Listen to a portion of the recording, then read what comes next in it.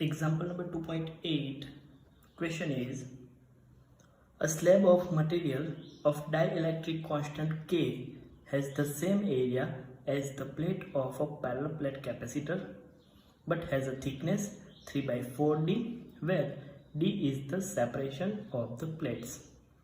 How is the capacitance change when the slab is inserted between the plates?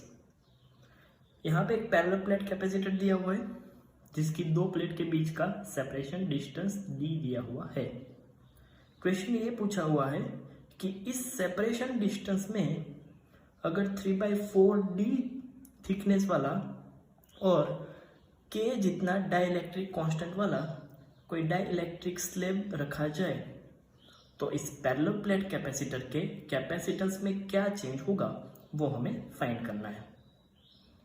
सबसे पहले तो अगर इस प्लेट के बीच में हमने कोई मटेरियल ऐड नहीं किया हुआ है, बीच में सिर्फ और सिर्फ वैक्यूम है, तो उसके बीच में इलेक्ट्रिक फील्ड कितनी होगी।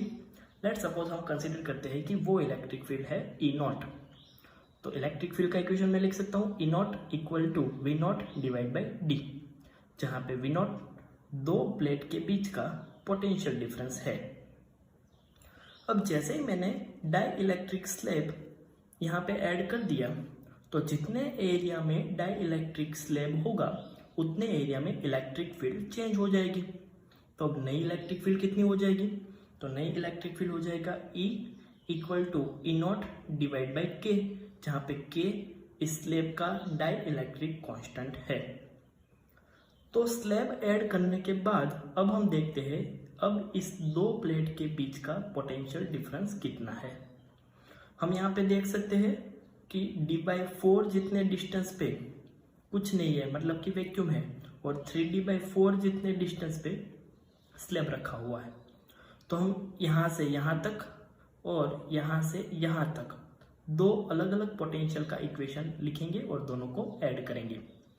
तो टोटल पोटेंशियल डिफरेंस होगा, अगर इस एरिया की बात करूँ तो यहाँ पे इलेक्ट्रिक फील्ड है E0, उसका डिस्टेंस है D/4।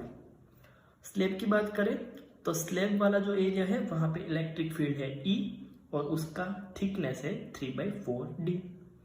E इक्वल टू मैं लिख सकता हूँ E0 बाई K, यहाँ पे वैल्यू रखी E0 बाई K, दोनों में से E0D कॉमन निकाल दिया तो V equal to E0D bracket में 1/4 प्लस 3/4K। एलसीएम लेंगे तो फाइनल आंसर होगा V0। यहाँ पे आप देख सकते हो E0 into D equal to मैं V0 लिख सकता हूँ, तो E0D की जगह V0 ब्रैकेट में 3 plus K divide by 4K। तो स्लैब ऐड करने से दो प्लेट के बीच का पोटेंशियल डिफरेंस V, जो इनिशियल पोटेंशियल डिफरेंस था V0, उससे 3 plus K divide by 4K time हो गया। लेकिन हमें पूछा है कैपेसिटेंस में क्या चेंज होगा।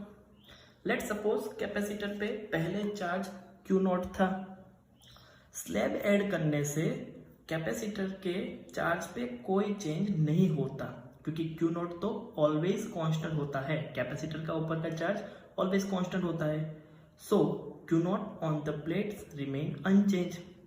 तो कैपेसिटेंस में क्या चेंज होगा, कैपेसिटेंस में लिख सकता हूँ C equal to charge Q0 divide by final potential V।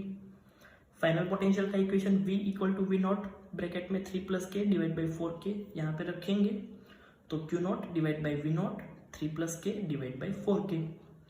Q0 divide by V0 मतलब initial charge and initial potential, that means initial capacitance. तो C equal to C0 4K divide by 3 plus K। तो slab add करने के बाद capacitance initial जितना capacitance था उसका 4K divide by 3 plus K time increase हो गया।